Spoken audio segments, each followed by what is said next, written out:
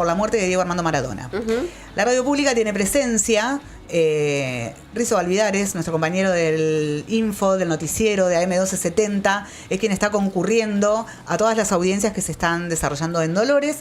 Y bueno, hoy lo convocamos acá para que nos vengas a contar un poco. ¿Cómo andan? Bien, vos te estamos siguiendo por Twitter, loco. Muchas gracias por la invitación. No, por favor. En Twitter subo mucho porque es como... Subís un montón. Porque está ocurriendo y medio que me sirve para tener un punteo. Para ordenar también, ¿no? Claro, y La ordenar agenda. la información. Claro, Exacto. claro. Igual, sí. quiero destacar, no todo el mundo está haciendo esto, ¿no es cierto? Con la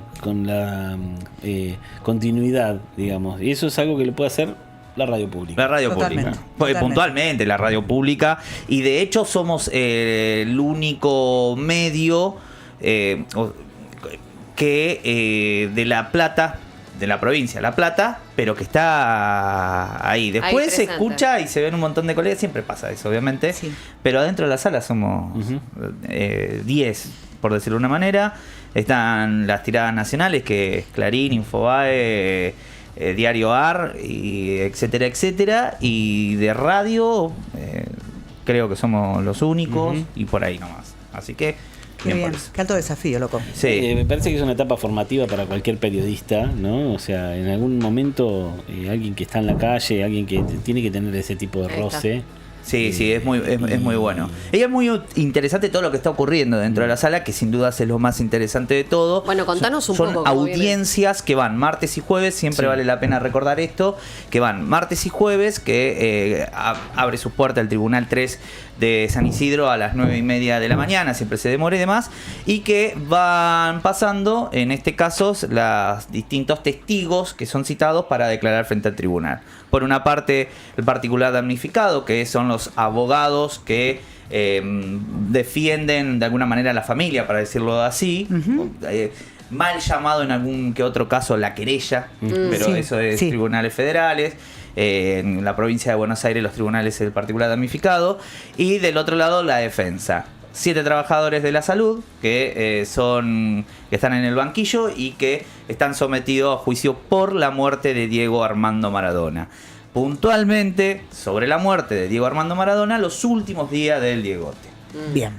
Por estrategia de la fiscalía, hago como un resumen para Sí, ir sí, sí, dale, leyendo, dale. se quiere contar el relato de atrás para adelante, es decir, desde el día que muere Diego, Ok.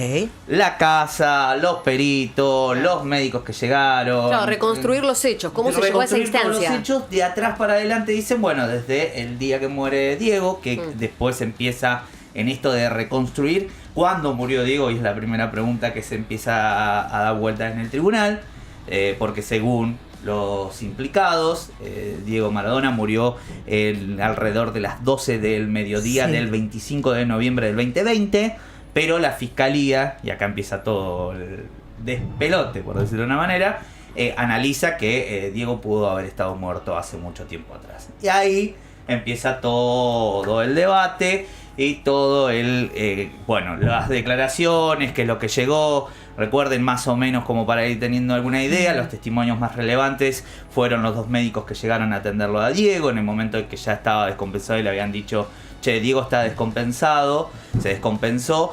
Y uno que lo atiende es el vecino de Diego que llega, que dice, che, pero parece que... Está más que descompensado. Está más que descompensado el Diego acá en esta situación. Después viene el primer médico que trae la ambulancia con desfibrilador, porque ahí empieza todo lo técnico, que la casa no tenía nada, las condiciones en las que vivía Diego Sí. eran paupérrimas, no tenía ni siquiera acceso a un baño, o por lo menos un baño, pero... En la planta baja. En la planta baja, que no es un baño suite, que empiezan a decir, che, pero ¿cómo Diego tenía... sí, y ahí empiezan a revelarse cuestiones de, bueno, por ejemplo, que había que tener una ambulancia fuera de la casa de Diego, y ya todos los que pasan dicen, nadie tenía una ambulancia, que solamente estuvo el primer día, que etcétera. Cuando decimos que habría muerto antes, ¿cuánto tiempo antes? Bueno, la fiscalía cree, y digo la fiscalía porque esto es lo que empieza a probarse y lo que se va a ir aprobando y tratando de llegar a esa verdad, que Diego murió la noche anterior, entre más o menos las 10 de la noche, o sea que estuvo 12 horas muerto. Y ahí empieza toda una cuestión, porque no es lo mismo si se descompensó. Claro. Sí, hago un paréntesis, desayunó, como dicen algunos, y se levantó esa mañana y después se descompensó, a que si tuvo 12 horas con un recambio en el medio de enfermeros, de los médicos en qué rol tenían, en qué lugar estaban, etcétera, etcétera. Bueno, eso es un poco lo que se está empezando a revelar, a ver, investigar. Sí, total. Ayer hubo un hecho bastante particular, me río y ahora podemos compartir alguna que otra imagen, Sí. que es que uno de los que estaba llamados a declarar era Julio Coria. ¿Quién es Julio Coria? Bueno, era... Ahí tenemos la imagen de él. Es él, ayer, eso es saliendo de los tribunales y ahora vamos a contar qué pasó con este muchacho. Es el ex custodia de Diego. Bien. Trabajaba en el Servicio Penitenciario Nacional, llega, se encargaba de la logística del cuidado, incluso en la casa en donde murió Diego, recuerden, barrio privado, San Andrés, Tigre. Él se encargaba de que los vecinos no molestaran, que estuviera todo medio tranquilo. Obviamente en el barrio te enterás que está el Diegote y querés estar cerca. Sí. La cuestión es que empieza a declarar. Y de golpe el fiscal dice, perdón tribunal, el tribunal sentado, juez, las dos juezas, dice, hay algo acá que no coincide con lo declarado anteriormente. Recuerden que cuando se llega a esta instancia judicial hay previamente dos declaraciones, unas que haces el mismo día y otra que haces después en la primera instancia de tribunal. ¿Qué es lo que cuenta puntualmente que le llama mucho la atención a el fiscal? Coria cuenta que cuando llega ese día que le dicen, che, se descompensó Diego al mediodía, cuando llega a la habitación, lo que se encuentra es con un escenario que la enfermera le estaba haciendo RCP. En esta instancia lo que dice es que Kosachov le está haciendo RCP. Hago un paréntesis, Kosachov imputada, la psiquiatra de Diego, una de las señaladas principalmente junto con Luque, con Díaz y el resto de los trabajadores de la salud. Pero ellos tres tienen como una suerte de responsabilidad un poco más directa. Agarra y le pregunta al fiscal, bueno, pero las otras dos veces anteriores no habías declarado esto, qué sé yo. La cuestión es que sale, empieza a decir, che, miren, está diciendo cosas que o está omitiendo o está mintiendo. Está mintiendo. Claro, empieza a llamar la atención y lo vuelven a traer. Le recuerdan que puede ir preso por falso testimonio, etcétera, etcétera, etcétera, etcétera. Y le empiezan a preguntar, ¿usted tenía contacto con Luque? Psiquiatra, uno de los principales, señalado por muerte de Diego. Dice que ahí me decías, ¿cómo cambió? ¿Cómo cambió? Vamos a mostrar una foto para... Es otro tipo. Es otra persona. Gracias, chicos, amigo. es otra persona. Es otra persona. Es otra persona. Totalmente distinto. No. Burlando que tiene su picardía para hablar en un pasillo, dijo, lo que pasa es que se está preparando para cuando vaya preso. La cuestión es la siguiente. Vuelve, le dice, ¿usted tenía relación con Luque? Volvemos a Coria, el custodio de Diego Maradona. ¿Usted tiene relación con Luque? Es decir, ¿habló con Luque? No. Que recuerde, no. Vuelven a pedir que se retire, porque tribunal, no está mintiendo. Tribunal, no está mintiendo. Se va de la sala y muestran que habían conversaciones muy explícitas con Luque. Lo llaman de nuevo, vuelve, lo sientan de nuevo, le recuerdan por tercera vez, mire que usted está abajo. Dice, no, yo pensé que cuando... paréntesis, uno de los abogados dice, me parece que lo que no está entendiendo Coria es que ustedes dicen que habló, pero en realidad... Coria, te estamos tirando un guiño, o sea... Guiño, a ver Señor si... Pero en realidad Cuando hay que yo lo preguntarle pise. si chateó, porque usted le están preguntando si habló y en realidad es si chateó.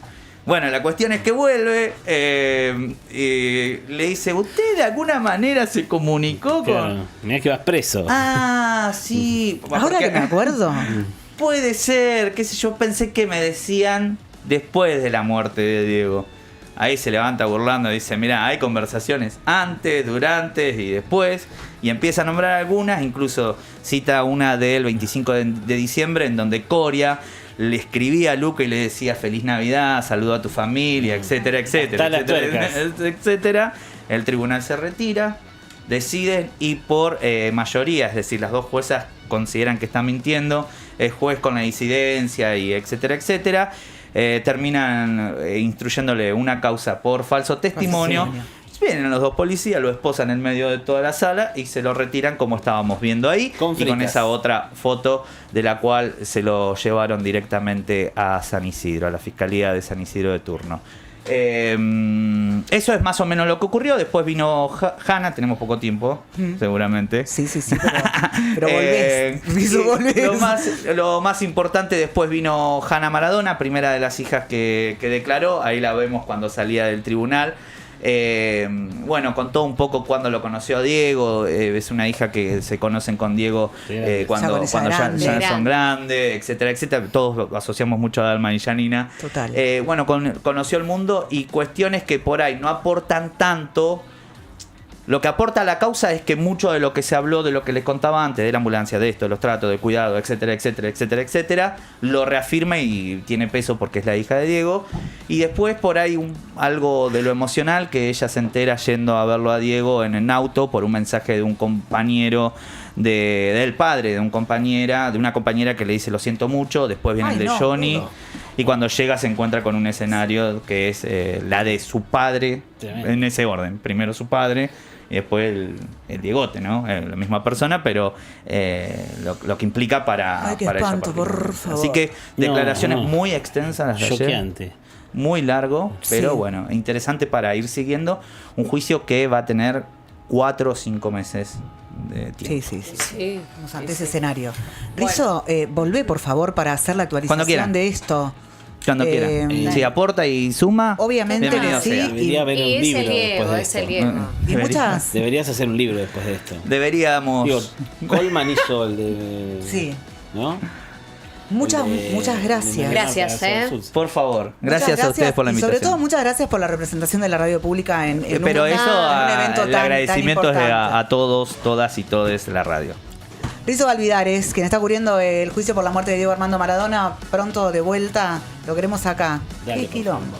Gente, rapidito, tema, volvemos. Hudson. Tenemos un programa. Un programa.